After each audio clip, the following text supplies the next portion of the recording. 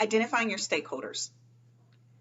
As you begin your strategic planning process or you jump in, you may be thinking, wait a second, there's lots of voices that we need to hear. And chances are those voices are from your stakeholders. So who are your stakeholders? How do we identify them? The first thing that we need to understand is what or who is a stakeholder. A stakeholder by definition is anyone who has interest or concern in your business or organization. So it might be someone at the board level. It might be the staff, volunteer, client, or community partner level. Maybe it's local government. Essentially, anyone who has a concern or interest in the work you do can be considered a stakeholder.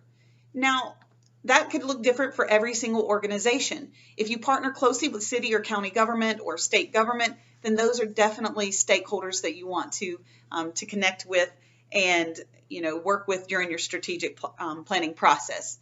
When I work with nonprofits across the country, I like to ask them who has the power to impact in a positive or negative way the work you're going to be doing over the next 3 to 5 years during your strategic planning process. Or it might be a little bit further out. A lot of times we vision and we think ahead 10, 15, 20 years. It depends on the scope of your organization. At the end of the day, the time period that you're working on should be a focus, but who has the power to impact in a negative or positive way our mission, our vision, the work we're going to be doing in the coming years? And answering that question is going to allow you to identify the stakeholders that you really need to hear their voices before you start. So for example, if you plan on building a cultural heritage center or an activity place at the local park system, then a stakeholder you need to hear from is your Parks and Recreation Department, because maybe the city just completed a strategic planning process and they need to prioritize those spaces for athletics, and they're not as interested in working on the cultural aspect as they had mentioned several years before. So understanding where your stakeholder, who they are and where they are now is an important part of the process. So who has the power to influence in a negative or positive way?